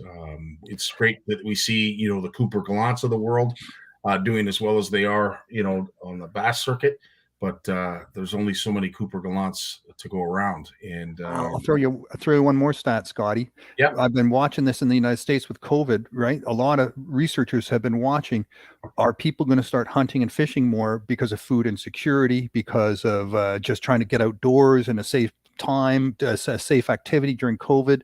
So in 2020, the amount of fishing activity went up by 21%. And it only dropped down to 18% in 2021. So it went down just a little bit, but it's still much higher than it was in 2019 and 2018. What those gains we made in 2020 and 21 are stupendous. And the people who represent those gains are largely young people, women, and people of different backgrounds who live in urban areas. That's the majority of the people who make up this uptick in fishing and hunting. Interesting. Because as I said, and George, thanks so much for your comments. Participation in fishing has been decreasing in all age groups from the latest Ontario study. George obviously is at the forefront of this kind of information. And I guess it all depends on where you get it. But it's an interesting thing that was said up here from Steve Moretti. Does Lawrence use a cheat note in front of him, or is he just a fishing encyclopedia? Steve, as you well know, our beloved Lawrence has a vision disability and does not have a cheat note, although he probably has Big Jim in his ear. No. God forbid, no. No. I learned, being blind and going through school all my whole life, regular school, I had to become a good listener and have a good memory, because for a long time I had no way of writing things down or reading for a long time. And now I have talking computers and everything, but I'm past that, but I still rely on those skills that I developed at a young age. But you did bring up a good point, though, and it has been my concern, and I do believe when we started talking about COVID that, and of course the price of things and the supply chain, when we went down that rabbit hole, that was my concern, is that food prices going through the roof, food availability, never mind the price of it, is going to steer people more towards, well, you know what, if there's fish in that body of water, how bad could it be for me to eat fish from that lake? And at the end of the day, we are seeing some residual, I would say, effects, something minor, for instance, like the silver bass migration that usually happens on the Detroit River is unbelievable each year. Last year, for whatever reason, it wasn't as epic of a run as it normally would be. And a lot of folks are looking at the amount of take that has been going on, not just last year, but years leading up to last year when it comes to the silver bass. Because if you ever want to see full-fledged grassroots fish production line, Go down to the shores of the Detroit River when the silver bass are running. It's like nothing I've ever seen before. It literally is a human production line of fish and the silver bass. But Lawrence, just quick. If you want to know more about the numbers I've been quoting, visit the Recreational Boating and Fishing Foundation in the United States. They're the ones who've been tracking this on behalf of the American Fishing Association in the United States. The numbers over 2020, 2021, and 2022. If you want to know, we did some similar type surveys at Carleton University, and Dr. Stephen Cook did similar type surveys himself and it demonstrated pretty much the same thing they were reporting in the United States. And the president of the Canadian Sport Fishing Industry Association himself, Rob, I had him on this Bluefish Radio a few years ago, just after he was named president. He was also talking about the pleasurable uptake in fishing that the industry has experienced over the last 2 or 3 years, and how we're still riding that, and calling out again that, you know, a lot of new people came to fishing over COVID, and we need to help them, you know, learn to do it properly. Otherwise, they could easily fade away. Now, a few have faded away. They tried it and they've dropped it, but for the most part, it's sticking. And it's because, you know, they're getting information, they're finding out how to do it, they're having some success with it, and they're enjoying it. So yeah, keep going. Great to hear. And of course, if you've missed this or joined us late, you can see it on our Canadian Fishing Network Facebook page. Go to the link near the top once this is posted, or you can go over to Bluefish Canada and Bluefish Radio, and our good buddy Lawrence will be posting this link there as well. So you have all kinds of areas that you can go to if you, for whatever reason, you haven't got this in its entirety. Lawrence, we've got just a little bit of time left. Was there any one of the news segments or anything else that you wanted to mention before we let you go? I'm just putting the newsletter together now. It's going out probably Wednesday because I'm still not done. But you know what? A lot of this one has to do with what we talked about with marine protection areas and national marine indigenous conserved and protected areas. This round in 2 weeks, it'll be more focus on you know, getting at that table and what that looks like and why that's so important. So it's a 2-part sort of editorial and focus in the Bluefish news, and of course we'll have all the other news. There's some really cool things happening. It's disturbing things as always, Scotty. You know, weird news happening about fishing, but some good things as well. So we'll take the good with the bad. You know, what else can you do, right? But look out for the Bluefish news, you guys. If you haven't signed up, go to bluefishcanada.ca and sign up to get that news sent right to your email box every 2 weeks. Right on, dude. One thing I do want to talk to you about this weekend, of course, is the St. Lawrence Walleye Association. Apparently their funds have run a little bit dry this year, and it looks like walleye stocking might be in jeopardy because of it. I'd like CFN to maybe help out this organization. Of course, it is something that I'm going to be bringing to the legacy members.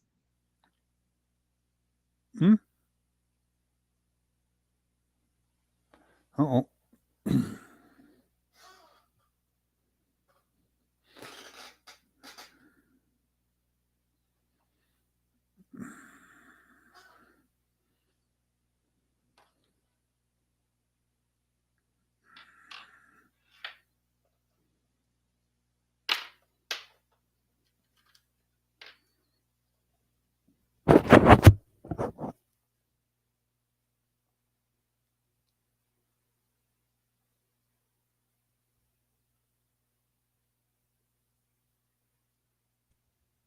Are you still there, Lawrence? I am, sir. I am. Yes. Okay, buddy. It's almost as if something ran into a pole. We lost the internet there for a second. So I know. I apologize to that. But as always, Lawrence, thanks so much for joining us, as you always do, bringing us a wealth of information and just opening our eyes to some of the things that might be out there, whether we're commenting on a riff between magazines or perhaps a deficiency in funds for our walleye association. Yeah. And we'll see you here in Ottawa shortly, Scotty. Absolutely, buddy. Can't wait, my friend. Looking forward to it. Me too. All right, dude. Take care of yourself. Drive safe. And we'll see you at the Ottawa show. All the best, man. Thanks, man. All right. Jay BARNUCZ is up next right after a word from his sponsor. Want to know the difference between power bait and other soft plastics? Ask the fish. Berkeley scientists have thousands of flavors tested on thousands of fish. Natural, man-made. Every bait that's ever hit the water. No matter the shape, size, or color, Power Bait is the only one that is scientifically proven. Fish bite and will not let go. Jay BARNUCZ in the house. Hey, Scotty, what's happening? Not much, dude, but I will say this. I was kind of taken back by the amount of fun that you Berkeley folks had at the show. What a great group to be around.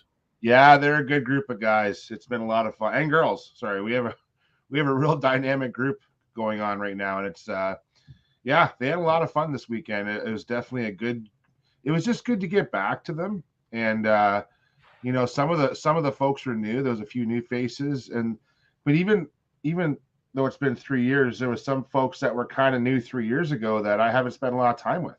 Yeah. So it was just great to hang out with people and see so many familiar faces, and not just from Berkeley, from everybody. There was just people from all over. And I apologize to everyone who saw me at the show, who I didn't get a chance to talk to because I was so darn busy talking fishing with so many people that came in looking for rods, looking for reels. It was just a real fun time catching up with people and talking fishing. Just a great time. No, 100%. And one thing that I did mention to you on the Saturday night that I hope you get the pleasure of witnessing yourself, but Gord Pizer was up there, and you could see him sort of standing. I mean, he was part of the presentation, but he was letting Liam do the lead when it came to the presentation on the Outdoor Canada stage. And you could just see the twinkle, man. Like, you could see how proud he was as a grandpa. And Liam is a sponge when it comes to information. Holy crap. Listening to him, you could tell who his grandfather is. Holy smokes, man. Yeah. That was absolutely incredible. Yeah, he's just a great, he's just a great young man. He actually, he went out of his way to say bye to me on his way out on the it would have been the Sunday, like earlier on the Sunday afternoon. And just a great kid. I talked to him we had those, some of you might know on the call might not know this, but there was a big karaoke party Saturday night, which is kind of a fishing show tradition of Andy's. Moose is the DJ, so if anyone's around at the fishing show in future years, keep that one in mind. But anyways, it's also, it was a good time to get together, and I got to sit down and have a chat with Mr. Pizer. And Mr. Walters was there after winning his award, seeing Patrick there. And the shows you're so busy at the show, and Scotty, you were rhyming off people that you didn't see that you wish you would have seen at the show, right? You and I were like on separate, literally, you and I were at separate corners of the place from each other. Yeah. And if I wanted to see you, it was like a full-on expedition to get to the other side of the room. So true, you, right? It's so true. And you guys, at least you had the ramparts, like you had a good supporting cast. We had 3 or 4 at a time, and depending on how busy it was, sometimes if you had to go, you had to hold it because there was a lot of folks there. And but I mean, it was a sea of red. Every time you came by the Berkeley booth, it was a sea of red. And yes, you guys and gals were very, very busy. And was there anything that was popular in your eyes that a lot of anglers were asking about, talking about? I was going to ask Steve Shaw that question because his bags were all full when I saw him walking through the booth. I tried to hug the guy, and it was just all it was fish finders and tackle. I couldn't get my arms around him, so I don't know what he was carrying through the show. It was all. Well, I'm hoping they're all Christmas presents for Scott. No, I'm kidding. Yeah, that's right. It was awesome to see a lot of stuff being bought, not just by the Shaw family, but of course a lot of folks. But there was some deals there, and what Steve was looking for was a complete fish finder. It had everything as well as the maps, this, that, and everything else. And as he said, it was here, Scotty. It was here. It was easy to buy. The price was reasonable. You know what? Boom, get it done. So one thing I'll say about the show this year that was really cool was, so we haven't had the show for 3 years, right? So for 3 years, so every year something new comes out. Well, a lot of those new products kept coming out each year. Just because there wasn't a show, new stuff was coming out. Well, Scotty, I was like in a candy store, man, because and you know, of course, Berkeley had lots of new stuff out. So did Abu the last 3 years, but every company had new stuff out. So I had to make time, get around the show and try and see all the new things I wanted to see. And because stuff that was new 2 years ago is still new to us because we hadn't seen it before. Because maybe it's, and some of that stuff was slow to get out in stores because of supply chain. So there was just a lot to take in that show, which was awesome just to see it all. And how many years, Jay, was ICAST canceled? Was ICAST even canceled? So I want to say ICAST was virtual the first year of COVID, like 2020. Okay. And then 2021 it was back, but I remember a lot of people went and a lot of people got sick after that event. Right. So, but yeah, it you know, I still think that ICAST, I guess, true, it kept rolling. Yes. And when that happens, we still have to see the new product. Like it still has to happen. So, you know, when a company like Berkeley is developing a new plastic, it's 3 to 4 years in the making before it gets to the shelf. So, you know, they're already following an agenda and it's already in motion. So a lot of these new products are coming out regardless of what happens. So, but yeah, it was just great to see all the new stuff and get it in our hands and check it out. I had the pleasure of working in JB's booth most of the time, which is right beside the corporate booth for Berkeley. So I love that situation because I can jump back and forth. And, you know, working with Brian and the gang at JB's, they're just fantastic. But all the dealers are like Ben at Tackle Depot, Jasper and the guys over at Pro J's, all just great guys that work well together. I had some fun times with I think his name was Nick. So Tackle Depot wants to do some work on their YouTube channel. Okay. And so they came over to me and I did some like quick, you've probably seen like in the years past, like at ICAST. ICAST is a great example. So, you know, an ambassador in a booth would be talking about a new product. So I did a bunch of short video segments with Tackle Depot on the weekend, talking about new stuff. It was just great to interact with so many different people and dealers. And I wore myself out today. I was useless today.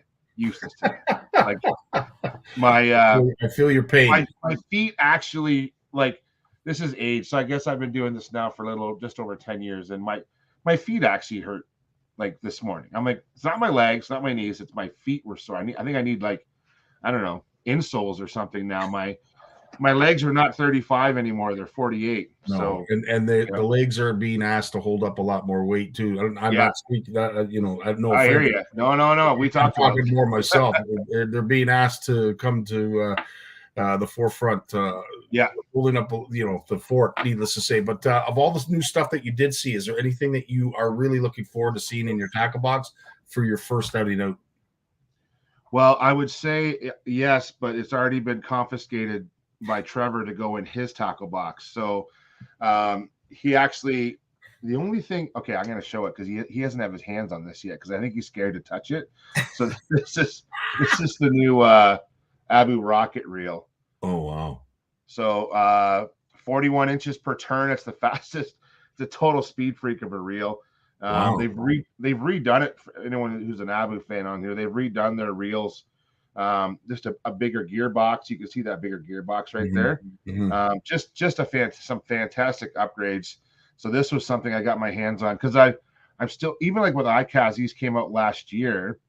You know, sometimes even for us to get our tackle like this, like Scotty, we want to see this stuff by the summertime, but sometimes we don't see it till the fall, right? So I was happy to get my hands on it. And actually, I was really impressed with a bunch of the new Fenwick rods that came out. I'm a big fan of Fenwick rods, and they've really done a good job they have their new Elite Tech Bass and Elite Tech Walleye rods, and they're under $200. Oh, so wow. It's like 189, 180. They are honestly impressive rods. And again, I have access to rod at all kinds of different price points. That's kind of my magic price point for a lot of rods, is that sort of $150 to $200. And if I can get a nice rod for under $200, man, that is a good deal for me. So I'm really happy with those rods. That reel, I see Trevor scoping out my rocket. I know he's seen it. He's like, he already took the other reel and he's probably thinking, I wonder if Dad will mind if I borrow the rocket. So No, he can't have it. Sorry, Trevor. So, that so one, something. that one So a reel like that, Jay, obviously an open face reel like that, yeah, with that kind of ability to retrieve quickly, great for something like a frog, maybe zero spook, maybe a twitch bait. Like, what would you use a reel primarily for? I'm gonna give you this right from the experts. And so the rocket reel came out a few years ago, and this is the new iteration of it. Okay, and this is what's great about a rocket reel and why a fast gear retrieve is really good. I'm not working the bait with the reel. I'm working the bait with the rod. So the rod I'm going to put this on would be a drop shot or a tube or a wacky rig. And someone's like, why do you need to reel it in so bloody fast? Here's why. I pitch this under a dock. I'm using a wacky rig. Okay. So I take it, skip under a dock, bring it in. It sits there for 10 seconds. I burn it back to the boat. I make another cast. You will end up making, with a faster gear retrieve, you'll end up making more casts in a day, and you'll catch more fish because you're making more casts. And the big thing for me too is I'm going to tell everyone this, and I try to educate people all the time with this. And I know I've brought it up on this show before, so we're going to try and show it here. Okay.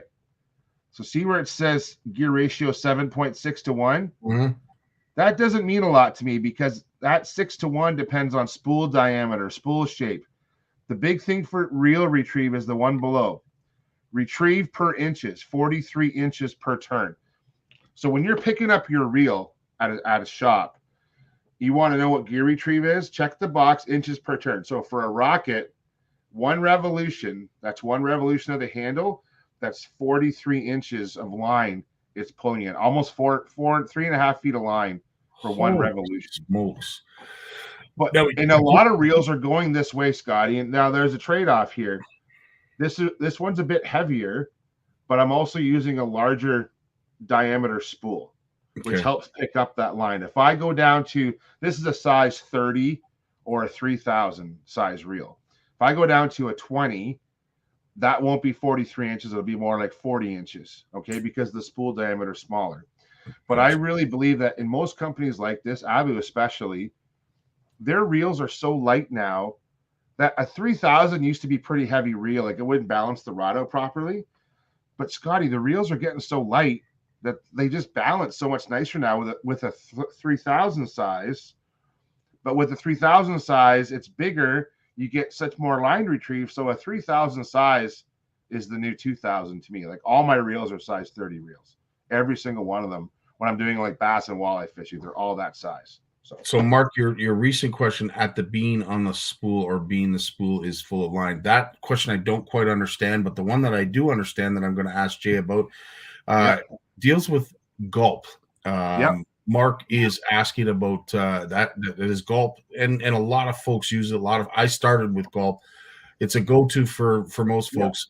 How does it work in the wintertime? I use them a lot in the wintertime. And in fact, what I've started doing, Mark, is because I love gulp scent, and I use the gulp spray all the time. It's water-based. It dissolves well in the water. So what I like to do with my gulp baits or my gulp scent, gulp baits don't run. So keep this in mind. You know, a lot of plastic baits will bleed together if you put them together, if they're not quite the same chemical makeup. Mm-hmm. Gulp baits don't run. So Mark, what I do is I buy the little pucks that we keep like maggots in. I've showed them on the show before.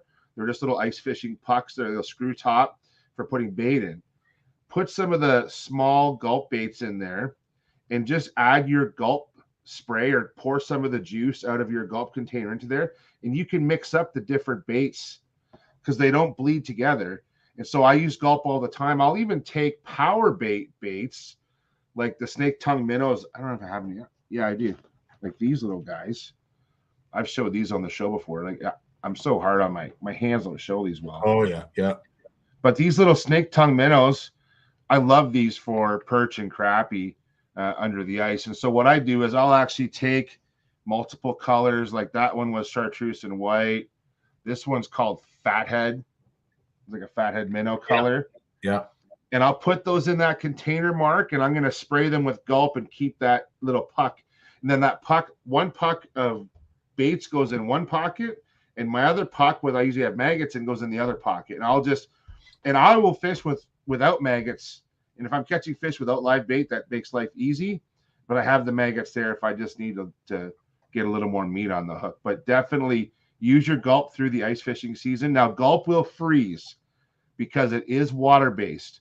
That's why I keep it in that little puck, and I keep that puck in my pocket, keep it close on my body so it won't freeze. 100%. That is the only thing that folks do have to remind themselves of is it will freeze. Now, Jeremy is asking, of course, the reel. Will it be a killer for pike? I would dare say if you're trying to burn something back towards the boat, absolutely, it will be. Yeah, anytime you need a fast retrieve, like these are also great reels for if you want to throw a jerk bait. You know, you can pick up a lot of slack really fast. There's a lot of, if you sit and think about applications where you want to pick up a lot of slack line really quickly, or you just want to work a bait quickly, you know, consider going to a high speed reel, you know, for a spinning reel. I think it's a great option for a lot of reasons. So, and is it made out of aluminum or graphite, that reel body? So this reel body is it's actually a hybrid. It's one piece frame, so there's like no tolerance in this reel at all. It's just, I don't know. And then with that larger gearing in it, it just has made it a lot more rigid of a frame. So it has mostly aluminum with graphite components around here to cut down on the weight a little bit.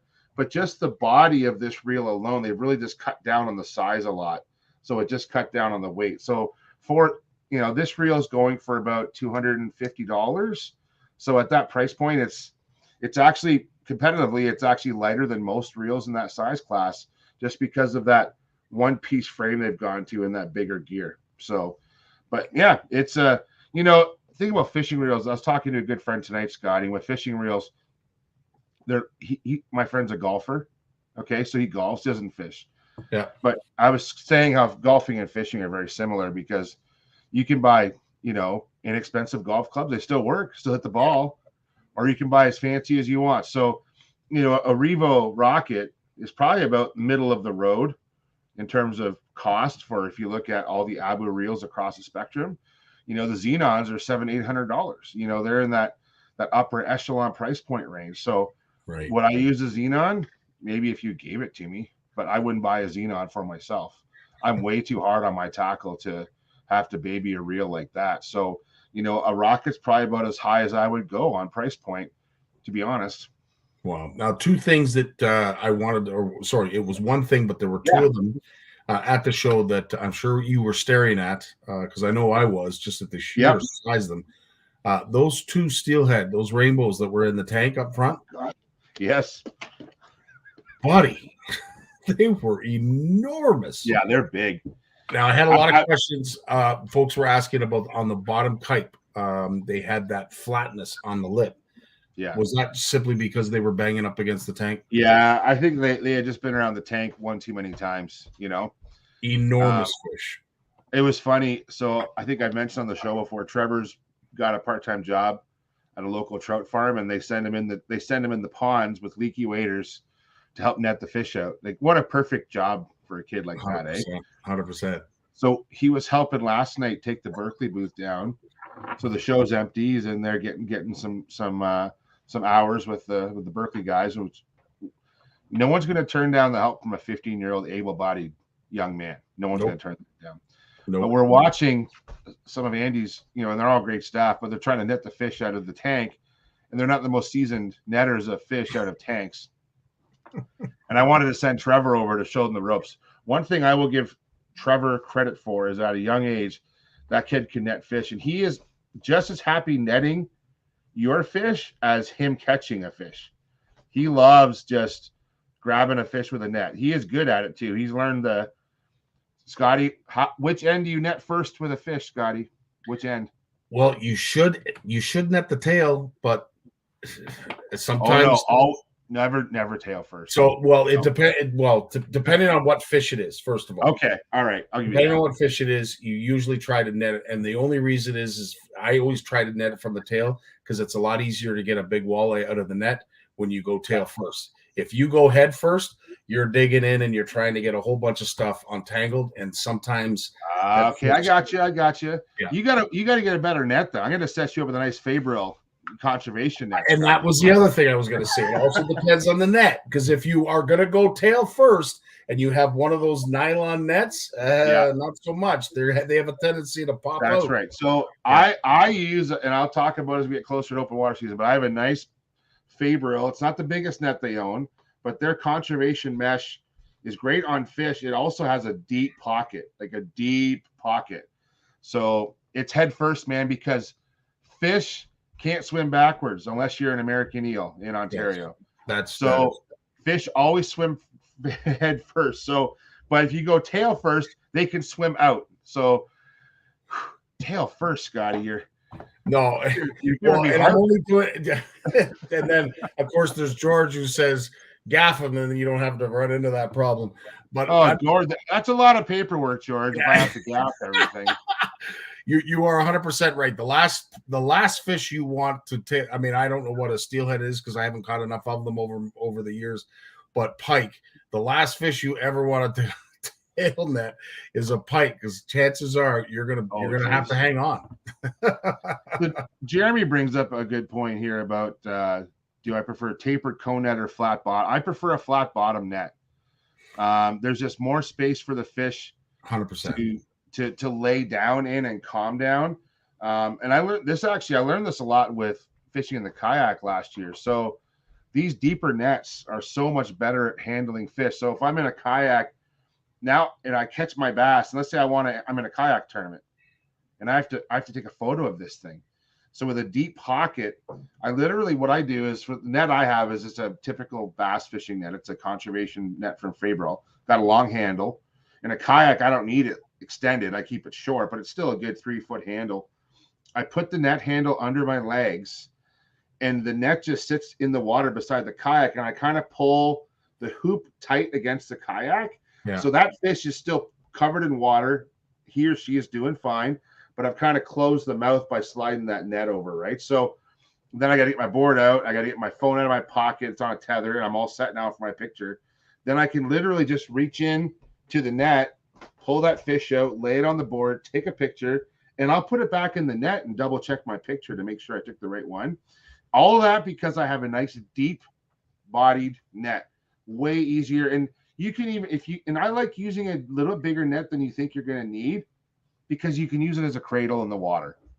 For taking hooks out of it. Like if you have a fish that's struggling and it's got a couple treble hooks in there and you're really struggling to get those hooks out, you know what? Keep that fish in the water.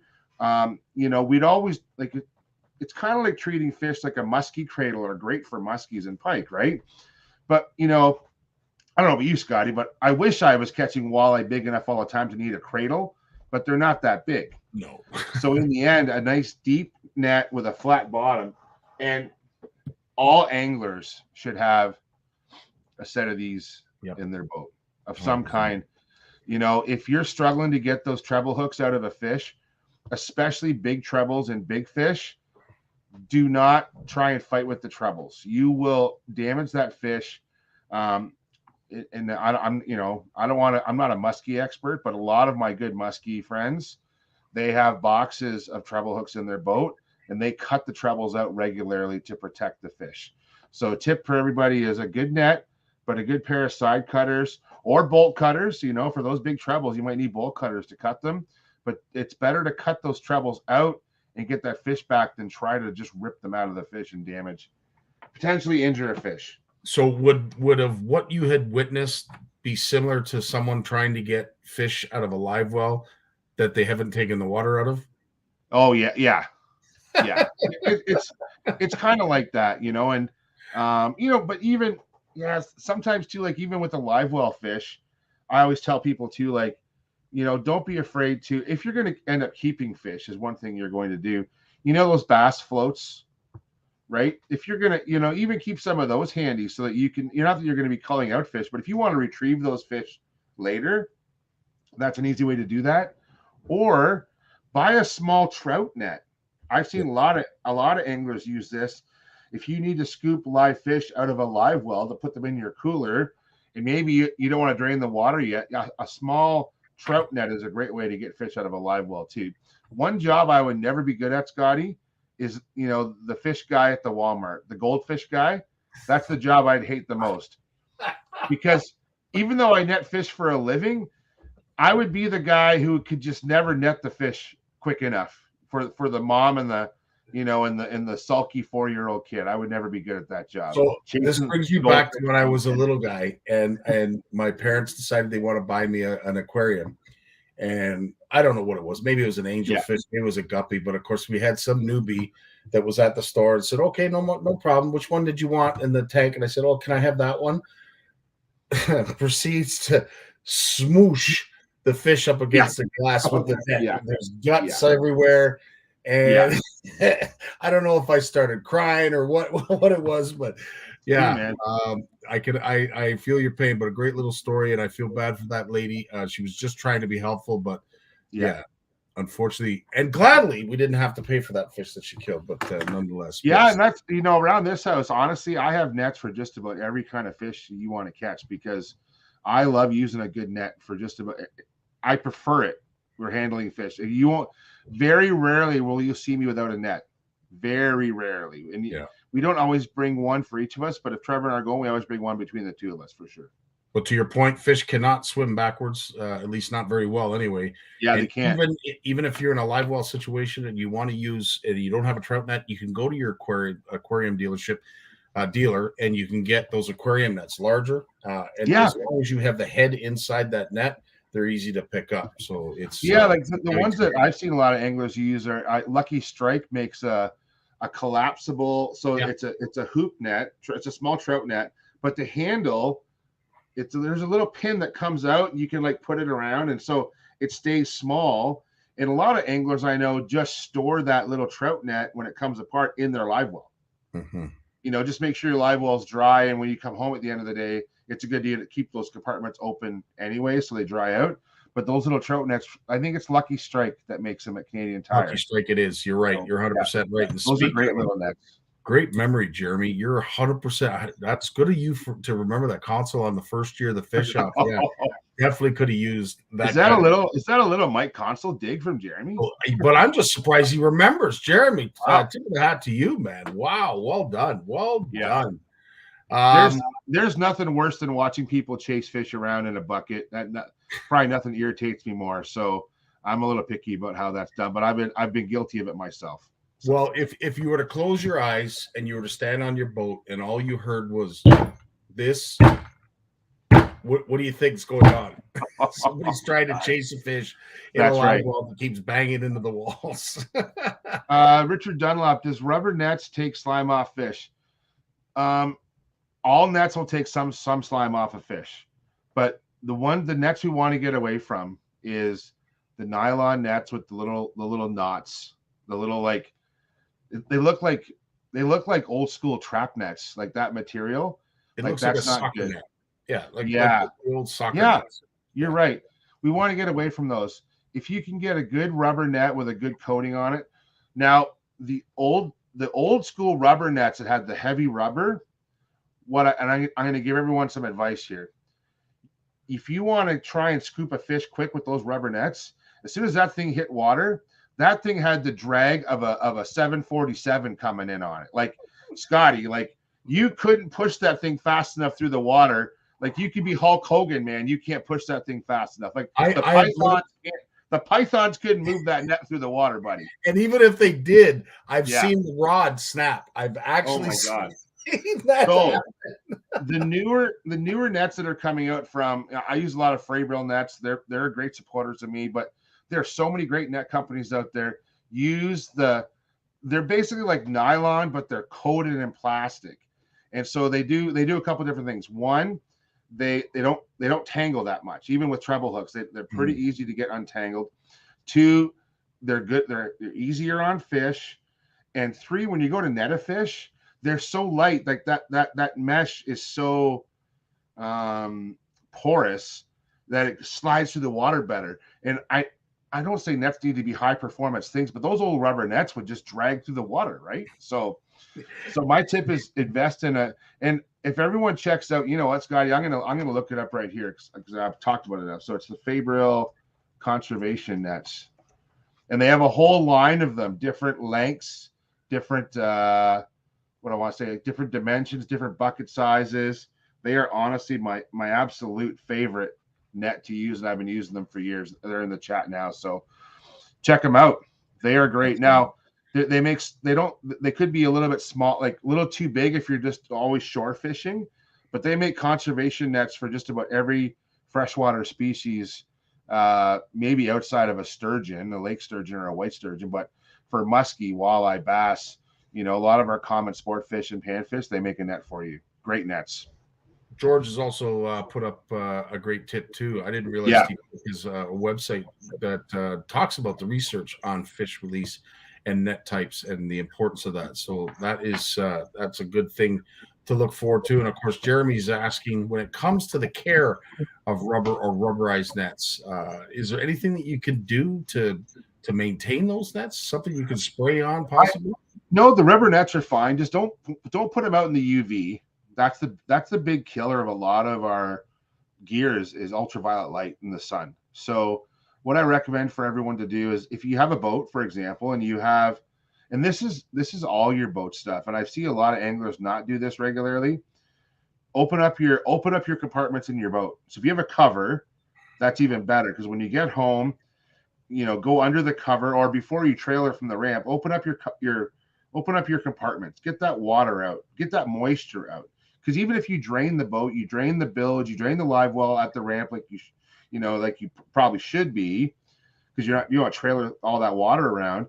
But what happens is that all that moisture just stays within the boat, and it gets damp, and things just start to rust or fade or get moldy or whatever. So, and I see this all the time. So when it comes to nets, they're the same thing. You know, dry them out, keep them out of the sun. If you don't want to keep it in your boat, just hang it up in your garage. I have 4 or 5 hooks in the garage that are just for my nets, and they just all hang up there. And those rubber ones are pretty hard to ruin. They are expensive, but it takes a lot to ruin them. They do last pretty long, but UV would definitely hurt rubber nets, and they hurt everything fishing wise, actually. 100%. No, great, some great tips that you're offering up, Jay. And with that, what do you have upcoming when it comes to fishing? Are you going to be steelhead fishing? What with this weather coming? I don't know yet. I got to look at the weather forecast, man. We got this big ice storm coming in Wednesday night into Thursday, so that doesn't look very good for traveling. So, Trevor, oh geez, so actually, you know, people out there should just buy lottery tickets sometimes, because they're so darn lucky. So Trevor and I entered the Jumbo Perch Challenge on Lake Simcoe, and we've only been out there. Now we've been out there like 4 times. Yeah. We've only entered a few fish because most of our fish were like, they're not the 14 inchers like John White's catching. So I'm not going to bother dumping mine in. But by entering that contest, you get your name in a raffle. Okay. Trevor has won a bucket of ice fishing tackle this winter. I picked it up from Dave on the weekend, Dave Chong. As we're driving home, Trevor gets a text message. He's won a Yamaha FXR waterproof like winter jacket. That's worth around $300 or $400. So for $100 worth of tickets, because I had to buy, my ticket was $50 and Trevor's was $50. He has won probably close to $500, $600 worth of swag from that contest, and they're giving out tons of stuff. He's not the only person. So Dave Chong, kudos to you guys and your whoever else is running it behind the scenes. I believe it's Hogtown, North Toronto. It's the North Toronto CBAF club. They're killing it on that contest. So even without a lot of safe ice, this ice fishing contest is paying off, at least for Trevor. It's incredible. So kudos to those guys. So we might try and get up to Simcoe again. And we will, actually. I shouldn't say try. We will get up to Simcoe again. I do have seminars to work on. I'm doing a seminar on March 3rd at the I should actually share that. The Hamilton Boat Show. Have you ever been to that one, Scotty? I've been to the Hamilton one, yeah. Yeah. So they're not having a London show this year, just because I think they couldn't quite get the timing right. But the company is going ahead. I'm going to put it in the chat. They're going to have the boat show in Hamilton on March 3rd to 5th. So that's going to be a great one. I'm giving a seminar on the Sunday about kayak fishing on that one. Nice. And next Monday, I won't be here because I talked to you about this on Saturday night, but the Golden Horseshoe Outdoor Club, Harvey and the guys, they've invited me to give a talk at their club meeting next Monday night. So they know Monday's a conflict for me, but they're looking for a speaker, and they saw I was giving a seminar at the Hamilton Boat Show, and they thought I could give a test run at their meeting. So I said, that sounds reasonable. So absolutely. Well, listen, when it's about sharing information, whether it's here or somewhere else, as long as we're doing that, that's all that matters. But to that point, I also want to bring up, of course, something that you and I talked about briefly. And George, thanks so much for sharing the link and the updated regs that perhaps might be taking effect. And unless there's some great feedback and they change their mind, which I doubt it's going to happen to a great extent, but at least some feedback is available, and you can take the time and voice your opinions and have your place when it comes to the say. But with these new, there's several ways you can look at it, but these are all things that this new regs that are coming out. You and I want to talk about this at great length, just to make sure everybody understands it. Because there is a misconception. I was talking to Muskies Canada, who are all over the moon about it. They think it's absolutely fantastic. Whereas I had mentioned about perhaps maybe charters that aren't exactly ethical anglers, how this could possibly expose the opportunity for them to continue fishing, even though they have a boat that's full of their quota. So lots to discuss. We will definitely get to it. And George, we will look to you and we'll lean on you for some explanation on maybe some of the like the big one that M&R talked to me about, a good friend from university. You know, he's been working with the province for almost 2 decades now. Dan Talon did his master's research on walleye on Balsam Lake, so he's in the fisheries division of M&R, and he brought up the bass fishing regulation change, which is catch and release bass fishing only, but you're allowed to take a picture of them now, which parallel, or not now yet. They're doing a survey. So what's important about these surveys is if you want to see change, it's really important for all of us to fill out these questionnaires and send them the proper feedback. So and the changes being proposed is there's a lot of them across all different species that we all need to take a look at. So we'll share some of that information, Scotty, over the next week or two, and let's make sure that we engage CFNers and others to make sure they log in and fill that information out, and we'll do our best to provide information so they can make an educated decision on how they're going to fill out the questionnaire. 100%. Best thing we can do. All Jay, right. as always, dude, I know you're tired. You've had a long weekend. Really appreciate you taking the time this Monday. When I asked you on the weekend, you were like, yep, I'm available. But still, it means a lot, and it just means even more when we see our colors on your back. Hey, thanks, man. I got my CFN baby reg now, so we're good. We're good. Right on, dude. Well, listen, you have yourself a great week. Give Trevor a pat on the back and lock that friggin' reel away, bud. I will lock the reel up, and we'll talk to you guys in a couple of weeks. See you later. All the best, buddy. You take care. What a show.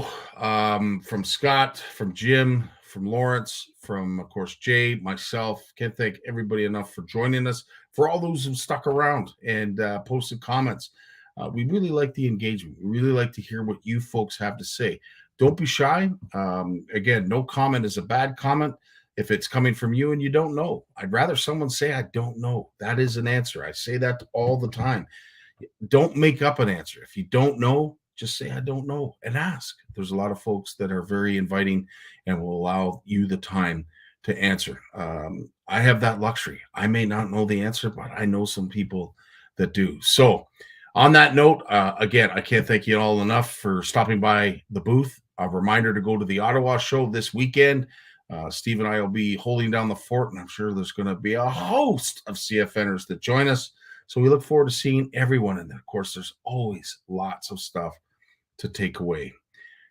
Love you all. Have yourself a great week. Drive safe with this weather that is coming. Hopefully it's not as bad as they say it's going to be, and everybody gets through this okay. On that note, Dave, it's time to take us away. Enjoy your week. Love you all. Peace.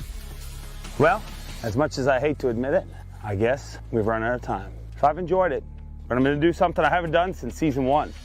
Turn out the lights, the party's over. They say that all good things